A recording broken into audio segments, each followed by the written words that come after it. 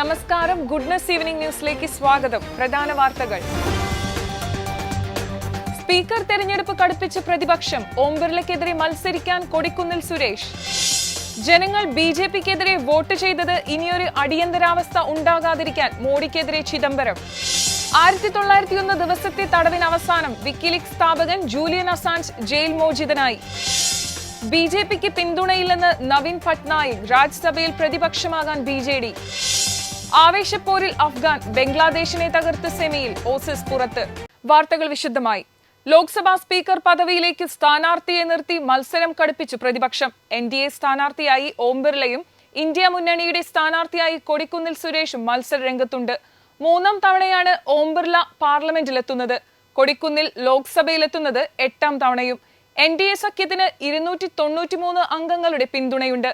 India സഖ്യത്തിന് 232 പേരുടെയും. പ്രതിരോധ മന്ത്രി രാജ്നാഥ് സിംഗ്, പാർലമെന്ററി കാര്യമന്ത്രി കിരൺ റിജിജു എന്നിവർ ഡെപ്യൂട്ടി സ്പീക്കർ സ്ഥാനത്തെക്കുറിച്ച് ചർച്ച നടത്തിയെങ്കിലും സമവായമായില്ല. സ്പീക്കർ സ്ഥാനത്തേക്ക് ഭരണകക്ഷിയായ NDAയുടെ സ്പീക്കർ സ്ഥാനാർത്ഥി ഓം ബിർളയെ പ്രതിപക്ഷം പിന്തുണയ്ക്കണമെങ്കിൽ ഡെപ്യൂട്ടി സ്പീക്കർ സ്ഥാനം പ്രതിപക്ഷത്തിന് നൽകണമെന്ന് കോൺഗ്രസ് നേതാവ് രാഹുൽ ഗാന്ധി അഭിപ്രായപ്പെട്ടു. നിലപാട് സർക്കാർ പ്രതിനിധി രാജ്നാഥ് സിംഗിനെ അറിയിച്ചതായും രാഹുൽ മാധ്യമങ്ങളോട് പ്രതികരിച്ചു.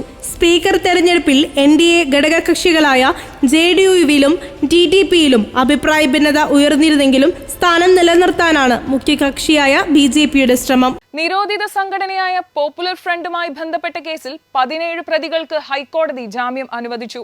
9 പേരുടെ ജാമ്യാപേക്ഷ തള്ളി. കരമന അഷ്റഫ് തങ്ങൾ ഉൾപ്പെടെയുള്ള PFI സംസ്ഥാന നേതാക്കൾക്കാണ് ജാമ്യം നിഷേധിച്ചത്.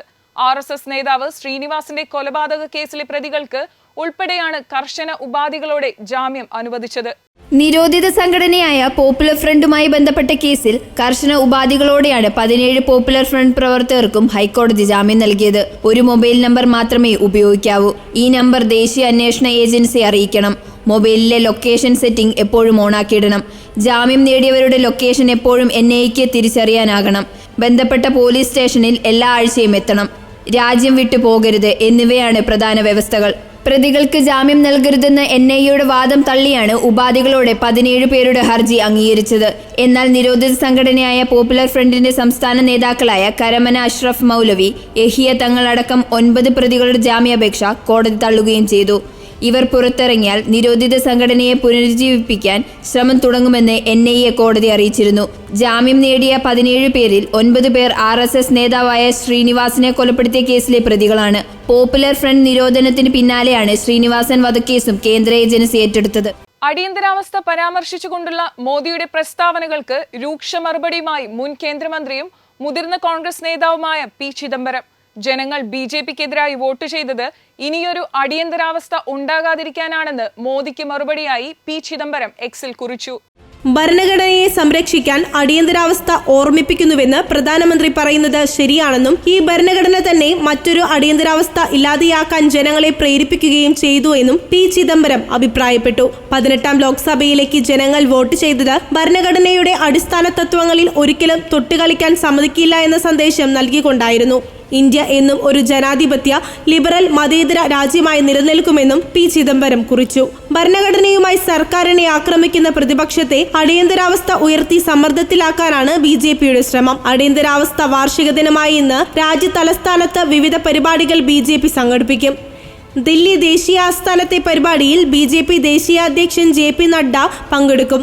18ാം ലോക്സഭയുടെ ആദ്യ ദിനത്തിൽ തന്നെ അടിയന്തരാവസ്ഥയെ ഓർമ്മിപ്പിച്ച പ്രധാനമന്ത്രി കോൺഗ്രസിനെയും പ്രതിപക്ഷത്തെയും ലക്ഷ്യം വെച്ചിരുന്നു. എന്നാൽ ഭരണഘടനയെ BJP ആക്രമിക്കുന്നു എന്നാണ് ഇന്ത്യ സഖ്യം നരേന്ദ്രമോദിക്കും BJPക്കും എതിരെ നിരന്തരം ഉന്നയിക്കുന്നത്. അടിയന്തരാവസ്ഥ കോൺഗ്രസിനെതിരെ രാഷ്ട്രീയ ആയുധമാക്കാനാണ് BJP നീക്കം. അടിയന്തരാവസ്ഥയിലൂടെ ഇന്ദിരാഗാന്ധി ജനാധിപത്യത്തെ തകർത്തു എന്നാണ് ആരോപണം.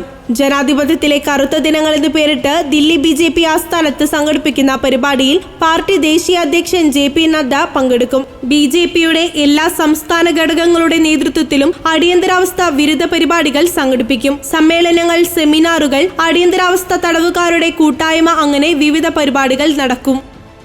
TP ചന്ദ്രശേഖരൻ വധക്കേസ് പ്രതികളെ ജയിൽ മോചിതരാക്കാനുള്ള നീക്കം നിയമസഭയിൽ ഉന്നയിച്ച് പ്രതിപക്ഷം. ശിക്ഷ ഇളവ് നൽകാനുള്ള നീക്കം ചോദ്യം ചെയ്ത് പ്രതിപക്ഷം അടിയന്തര പ്രമേയത്തിന് നോട്ടീസ് നൽകി. കെ രമ MLA നൽകിയ അടിയന്തര പ്രമേയത്തിന് സ്പീക്കർ അനുമതി നിഷേധിച്ചു. ഇതോടെ പ്രതിപക്ഷം നടുത്തളത്തിലിറങ്ങി പ്രതിഷേധിച്ചു. സർക്കാർ പ്രതികൾക്ക് സംരക്ഷണം ഒരുക്കുന്നുവെന്നാണ് പ്രതിപക്ഷ ആരോപണം. ഹൈക്കോടതി ഉത്തരവ് ലംഘിച്ചുകൊണ്ട് TP വധക്കേസ് പ്രതികൾക്ക് ശിക്ഷ ഇളവ് നൽകുന്നത് സമൂഹത്തിലുണ്ടാകുന്ന ആശങ്ക സഭ നിർത്തിവെച്ച് ചർച്ച ചെയ്യണമെന്നാണ് കെ രമ MLAയുടെ അടിയന്തര പ്രമേയത്തിലൂടെ ആവശ്യപ്പെട്ടത്. എന്നാൽ അത്തരമൊരു നീക്കം നടത്തിയിട്ടില്ലെന്ന് ബന്ധപ്പെട്ടവർ വ്യക്തമാക്കിയിട്ടുണ്ടെന്നും ഈ സാഹചര്യത്തിൽ നോട്ടീസ് പരിഗണിക്കാൻ കഴിയില്ലെന്നും സ്പീക്കർ അറിയിക്കുകയായിരുന്നു. തുടർന്ന് പ്രതിപക്ഷം സഭയിൽ ബഹളമുണ്ടാക്കി. ജയിൽ മോചനത്തിനായി അന്വേഷണം ആവശ്യപ്പെട്ട് Kannur central jail superintendent city police കമ്മീഷണർക്ക് അയച്ച കത്തിന്റെ പകർപ്പുയർത്തിയായിരുന്നു പ്രതിഷേധം. പ്രതികളെ മോചിപ്പിക്കാനുള്ള ശ്രമം സർക്കാർ നടത്തുന്നുണ്ടെന്ന് പ്രതിപക്ഷ നേതാവ് ആരോപിച്ചു. സർക്കാർ പറയേണ്ടത് സ്പീക്കർ പറഞ്ഞത് അനൗചിത്യമാണെന്നും VD സതീശൻ പറഞ്ഞു. തുടർന്ന് പ്രതിപക്ഷം നടുത്തളത്തിലിറങ്ങി പ്രതിഷേധിച്ചു. പ്ലക്കാർഡ് ഉയർത്തി സ്പീക്കറുടെ ഡയസിന് മുന്നിലായിരുന്നു പ്രതിപക്ഷ പ്രതിഷേധം. തുടർന്ന് സഭ പിരിഞ്ഞു. സഭ വിട്ട പ്രതിപക്ഷം സഭാ കവാടത്തിന് മുന്നിൽ കുത്തിയിരുന്ന് പ്രതിഷേധിച്ചു. ഇടുക്കി രൂപത മാതൃവേദിയുടെ ആഭിമുഖ്യത്തിൽ നടത്തിയ ഫെസ്റ്റും വെർബി വചനമഹാസംഗമം വിശ്വാസത്തിന്റെ ഉജ്ജ്വല സാക്ഷ്യമായി മാറി. കഴിഞ്ഞ ഏതാനും വർഷങ്ങളിലായി ബൈബിൾ കയ്യെഴുത്ത് മത്സരത്തിന് രൂപത മാതൃവേദി നേതൃത്വം നൽകുന്നു. ഓരോ വർഷവും ഇതിൽ പങ്കെടുക്കുന്നവരുടെ എണ്ണം വർദ്ധിച്ചു വരികയാണ്. ഈ കഴിഞ്ഞ വർഷം 2000-ഓളം പേരാണ് ബൈബിൾ കയ്യെഴുത്തിൽ പങ്കാളികളായത്. കുട്ടികളും യുവജനങ്ങളും പുരുഷന്മാരും സ്ത്രീകളും വൃദ്ധരുമൊക്കെ ഇതിൽ ഉൾപ്പെടും. ശാരീരിക വൈകല്യമുള്ളവരും ഈ വർഷം ബൈബിൾ സ്വന്തം കൈപ്പടയിൽ എഴുതാൻ ശ്രമിച്ചു എന്നത് ഈ വർഷത്തെ പ്രത്യേകതയാണ്. ഇടുക്കി രൂപത മാതൃവേദി സംഘടിപ്പിച്ച ബൈബിൾ കയ്യെഴുത്തിൽ പങ്കെടുത്തവർ അനവധിയാണ്. തങ്ങൾ സ്വന്തമായി പകർത്തിയെഴുതിയ ബൈബിളുമായി എത്തിച്ചേർന്ന നൂറുകണക്കിന് ആളുകൾ 1000 ഏക്കർ സെന്റ് തോമസ് പള്ളിയിൽ നിന്നും ഭക്തിപൂർവ്വം പ്രദക്ഷിണമായി അഭിവന്യ പിതാവിനോടൊപ്പം സമ്മേളന വേദിയിലെത്തി. തങ്ങൾ എഴുതിയ ബൈബിൾ പ്രതിഷ്ഠിച്ച വിശുദ്ധ ഗ്രന്ഥത്തിൽ സമർപ്പിച്ച് അവർ ഭക്തിപൂർവ്വം പ്രാർത്ഥിച്ചു. ബൈബിൾ പ്രതിഷ്ഠയ്ക്ക് വികാരി ജനറൽ മോൺസിഞ്ഞോർ ജോസ് പ്ലാച്ചിക്കൽ നേതൃത്വം നൽകി. തുടർന്ന് നടന്ന സമ്മേളനം രൂപത മെത്രാൻ മാർ ജോൺ നെല്ലിക്കുന്നൽ ഉദ്ഘാടനം ചെയ്തു. കേൾക്കുകയും അറിയുകയും എഴുതുകയും ചെയ്ത വചനത്തെ ജീവിതത്തോട് ചേർത്ത് പിടിക്കാൻ നമുക്ക് കഴിയണമെന്ന് അദ്ദേഹം ഉത്ബോധിപ്പിച്ചു. പങ്കെടുത്തവരെയെല്ലാം അദ്ദേഹം സഭയുടെ നാമത്തിൽ അഭിനന്ദിച്ചു. രൂപത പ്രസിഡന്റ് ഷേർലി ജൂഡി അധ്യക്ഷത വഹിച്ചു. ഫാദർ റോയ് കണ്ണഞ്ചിറ മുഖ്യ പ്രഭാഷണം നടത്തുകയും CMI മൂവാറ്റുപുഴ പ്രൊവിൻസുമായി ചേർന്ന് നടത്തിയ വചനക്കൊയ്ത്ത് മത്സരത്തിൽ പങ്കെടുത്തവർക്ക് സമ്മാനങ്ങൾ വിതരണം ചെയ്യുകയും ചെയ്തു. വരും നാളുകളിലും വചനം ധ്യാനിക്കുന്നതിനും പഠിക്കുന്നതിനുമുള്ള വ്യത്യസ്തമായ പദ്ധതികൾ വ്യക്തികൾക്കും കുടുംബങ്ങൾക്കുമായി ഭക്തസംഘടനകളുടെ നേതൃത്വത്തിൽ നടപ്പിലാക്കാൻ ശ്രദ്ധിക്കുമെന്നും അഭിവന്യ പിതാവ് പറഞ്ഞു. വചനത്തോടുള്ള സമ്പർക്കം വിശ്വാസത്തിലും ആത്മീയതയിലുമുള്ള വളർച്ചയുടെ പ്രകടമായ അടയാളമാണെന്നും അദ്ദേഹം ഓർമ്മിപ്പിച്ചു. മാതൃവേദി രൂപത director father Joseph Karikkoottathil, sister Treesa SH, Agnes Baby, father George Karivelickal, father Jins Karikkattu എന്നിവർ നേതൃത്വം നൽകി. പെരിയാറിലെ മാലിന്യ പ്രശ്നങ്ങൾ പരിഹരിക്കുന്നതിന് ദേശീയ ഹരിത ട്രൈബ്യൂണൽ അടക്കം ഉത്തരവിട്ട നിർദ്ദേശങ്ങൾ നടപ്പാക്കിയിട്ടില്ലെന്ന് ഹൈക്കോടതി നിയോഗിച്ച പ്രത്യേക സമിതി. ഇത് സമയബന്ധിതമായി നടപ്പാക്കാൻ ഏജൻസികൾക്ക് റിപ്പോർട്ട് നൽകുമെന്നും സമിതി വ്യക്തമാക്കി. മത്സ്യക്കുരുതി ഉൾപ്പെടെ പെരിയാർ മലിനീകരണവുമായി ബന്ധപ്പെട്ട വിഷയങ്ങൾ പഠിക്കുന്ന ഈ സമിതി ഏലൂർ നഗരസഭയുടെ മുനിസിപ്പൽ കോൺഫറൻസ് ഹാളിൽ യോഗം ചേർന്ന ശേഷം വിവിധ സ്ഥലങ്ങൾ സന്ദർശിച്ചു. മത്സ്യക്കുരുതി ഉൾപ്പെടെ പെരിയാർ മലിനീകരണവുമായി ബന്ധപ്പെട്ട വിഷയങ്ങൾ വിശദമായി പഠിച്ച് റിപ്പോർട്ട് തയ്യാറാക്കും. 10 ദിവസത്തിനകം റിപ്പോർട്ട് ഹൈക്കോടതിക്ക് സമർപ്പിക്കുമെന്ന് സമിതി ഉൾപ്പെട്ട പരിസ്ഥിതി സെക്രട്ടറി വ്യക്തമാക്കി. ഇത്തരമൊരു സമിതി രൂപീകരിക്കണമെന്ന് ദേശീയ ഹരിത ട്രൈബ്യൂണൽ നേരത്തെ നിർദ്ദേശിച്ചിരുന്നു. ഇതനുസരിച്ച് രൂപീകരിച്ച സമിതി പെരിയാറിലെ വിവിധ മേഖലകൾ സന്ദർശിച്ചു എന്ന് കഴിഞ്ഞ തവണ കേസ് പരിഗണിച്ചപ്പോൾ chief justice Ashish J Desai, justice VJ Arun എന്നിവരുടെ ബെഞ്ച് ആരാഞ്ഞിരുന്നു. പെരിയാറിലേക്ക് ഫാക്ടറികളിൽ നിന്നുള്ള അവശിഷ്ടം തള്ളിയതിന് നിയന്ത്രണങ്ങൾ ഏർപ്പെടുത്തിയിട്ടുണ്ടെന്നും കൃത്യമായ നിരീക്ഷണം നടത്തിയിട്ടുണ്ടെന്നും മലിനീകരണ നിയന്ത്രണ ബോർഡ് കോടതി അറിയിച്ചു. പെരിയാറിൽ മലിനീകരണത്തിന്റെ അളവ് കൂടുതലാണെന്ന് കോടതി ചൂണ്ടിക്കാട്ടി. ഹരിത ട്രൈബ്യൂണലിന്റെ നിർദ്ദേശമുണ്ടായിട്ടും പെരിയാറിലെ മലിനീകരണം കുറയ്ക്കാൻ മലിനീകരണ നിയന്ത്രണ ബോർഡ് നടപടിയെടുത്തിട്ടില്ല എന്നാണ് കേസുമായി ബന്ധപ്പെട്ട ഹർജിക്കാരുടെ വാദം. വിക്കിലീക്സ് സ്ഥാപകൻ ജൂലിയൻ അസാഞ്ചിന് US ജാമ്യം അനുവദിച്ചു. ജാമ്യം ലഭിച്ചതിനു പിന്നാലെ അസാഞ്ച് ഓസ്ട്രേലിയയിലേക്ക് മടങ്ങി. 5 വർഷത്തോളമാണ് ജൂലിയൻ അസാഞ്ച് ജയിലിൽ കഴിഞ്ഞത്. അമേരിക്കയുടെ പ്രതിരോധ രഹസ്യങ്ങൾ ചോർത്തിയതായിരുന്നു അദ്ദേഹത്തിനു മേൽ ചുമത്തിയ കുറ്റം. തന്റെ സ്വാതന്ത്ര്യത്തിനു പകരമായി US കോടതിയിൽ കുറ്റമേൽക്കാമെന്ന് അസാഞ്ച് സമ്മതിച്ചതുകൊണ്ടാണ് ജയിൽ മോചനം സാധ്യമായതെന്നാണ് തിങ്കളാഴ്ച രാത്രി പുറത്തുവന്ന കോടതി രേഖകൾ ഉദ്ധരിച്ച് രാജ്യാന്തര മാധ്യമങ്ങൾ റിപ്പോർട്ട് ചെയ്തത്. 2019 ഏപ്രിൽ മുതൽ ലണ്ടനിലെ ബെൽമാർഷ് ജയിലിലായിരുന്നു ജൂലിയൻ അസാഞ്ച് കഴിഞ്ഞിരുന്നത്. US സർക്കാരിന്റെ ആയിരക്കണക്കിന് രഹസ്യരേഖകൾ ചോർത്തി തന്റെ വെബ്സൈറ്റായ വിക്കിലീക്സിലൂടെ പ്രസിദ്ധീകരിച്ചത് ആഭ്യന്തര സുരക്ഷയ്ക്ക് ഭീഷണിയുണ്ടാക്കി എന്നാണ് അമേരിക്കയുടെ ആരോപണം. 2019 ഏപ്രിൽ മുതൽ ലണ്ടനിലെ ബെൽമാർഷ് ജയിലിലായിരുന്നു ജൂലിയൻ അസാൻജ് കഴിഞ്ഞിരുന്നത്. US സർക്കാരിന്റെ ആയിരക്കണക്കിന് രഹസ്യരേഖകൾ ചോർത്തി തന്റെ വെബ്സൈറ്റായ വിക്കിലീക്സിലൂടെ പ്രസിദ്ധീകരിച്ചത് ആഭ്യന്തര സുരക്ഷയ്ക്ക് ഭീഷണിയുണ്ടാക്കിയെന്നാണ് അമേരിക്കയുടെ ആരോപണം. എല്ലാ രാജ്യങ്ങളിലുമുള്ള തങ്ങളുടെ എംബസികൾ വഴി US ചാരപ്രവർത്തനം നടത്തിയിരുന്നു എന്നതും സഖ്യരാജ്യങ്ങളുടെ തലവന്മാരെ പറ്റി തരംതാണ രീതിയിൽ നേതാക്കൾ പരാമർശങ്ങൾ നടത്തി എന്നതുമടക്കമുള്ള വിക്കിലീക്സിന്റെ വെളിപ്പെടുത്തലുകൾ ഭരണകൂടത്തെ രാജ്യാന്തര തലത്തിൽ പ്രതിരോധത്തിലാക്കിയിരുന്നു. US പുറമെ മറ്റു രാജ്യങ്ങളിലെ ഭരണതലവന്മാരുടെയും നേതാക്കളുടെയും പരാമർശങ്ങൾ പുറത്തുവരികയും ചെയ്തു. കേബിൾ ഗേറ്റ് വിവാദം എന്നാണിത് അറിയപ്പെട്ടത്. ഇതോടെ അസാൻജിനെ ശത്രു എന്ന് ഔദ്യോഗികമായി പ്രഖ്യാപിക്കുവാനും അദ്ദേഹത്തെ പിടികൂടുവാനും അമേരിക്ക ശ്രമങ്ങൾ ആരംഭിച്ചു. അമേരിക്ക, ഓസ്ട്രേലിയ, ചൈന തുടങ്ങി നിരവധി രാജ്യങ്ങൾ വിക്കിലീക്സ് നിരോധിക്കുകയും നിയന്ത്രണങ്ങൾ ഏർപ്പെടുത്തുകയും ചെയ്തു. ഫേസ്ബുക്ക്, ഓൺലൈൻ സാമ്പത്തിക സ്ഥാപനങ്ങളായ വിസ, മാസ്റ്റർ കാർഡ് തുടങ്ങിയവ വിക്കിലീക്സിനെതിരെ സേവന നിരോധനങ്ങൾ നടപ്പിലാക്കി. ഇത് വിപുലമായ പ്രതിഷേധങ്ങൾക്കും വിക്കിലീക്സിനോട് അനുഭാവം പ്രകടിപ്പിക്കുന്ന ഹാക്കർ ഗ്രൂപ്പുകളുടെ പ്രതികാര നടപടികൾക്കും കാരണമായി. ഇതിനിടെ സ്വീഡനിൽ അസാജിനെതിരെ ലൈംഗികാരോപണം ഉയർന്നു. ഇതിന്റെ പേരിൽ അദ്ദേഹത്തെ ജയിലിലടയ്ക്കാൻ സ്വീഡൻ ശ്രമം തുടങ്ങി. അമേരിക്കയുടെ സമ്മർദ്ദഫലമായുണ്ടായ കേസാണിതെന്ന് ആരോപണങ്ങൾ ഉയർന്നു. പിന്നീട് പല രാജ്യങ്ങളിലായി അഭയം തേടിയ അസാൻജിനെ 2019 ഏപ്രിൽ ഇക്വഡോർ എംബസിയിൽ നിന്നാണ് ലണ്ടൻ പോലീസ് അറസ്റ്റ് ചെയ്തത്. 2012 മുതൽ അദ്ദേഹത്തിന് അഭയം നൽകിയത് ഇക്വഡോർ ആയിരുന്നു. രാജ്യസഭയിൽ BJD എംപിമാർ പ്രതിപക്ഷമായിരിക്കുമെന്ന് BJD നേതാവും ഒഡീഷ മുൻ മുഖ്യമന്ത്രിയുമായ നവീൻ പട്നായിക്. പാർട്ടിയുടെ 9 രാജ്യസഭാ എംപിമാരുമായി ഭുവനേശ്വറിൽ നടത്തിയ ചർച്ചയ്ക്ക് ശേഷമാണ് നവീൻ പട്നായിക് ഇക്കാര്യം വ്യക്തമാക്കിയത്. 2014 മുതൽ NDA സർക്കാരിനു രാജ്യസഭയിൽ പിന്തുണ നൽകിയിരുന്ന പാർട്ടിയാണ് BJD. പല സുപ്രധാന ബില്ലുകളും രാജ്യസഭയിൽ പാസാക്കാൻ കേന്ദ്ര സർക്കാരിനു സഹായകമായതും ഈ പിന്തുണയാണ്. ഒഡീഷ നിയമസഭാ തിരഞ്ഞെടുപ്പിൽ BJPയോടേറ്റ കനത്ത പരാജയത്തിന് പിന്നാലെയാണ് BJDയുടെ നിർണായക തീരുമാനം.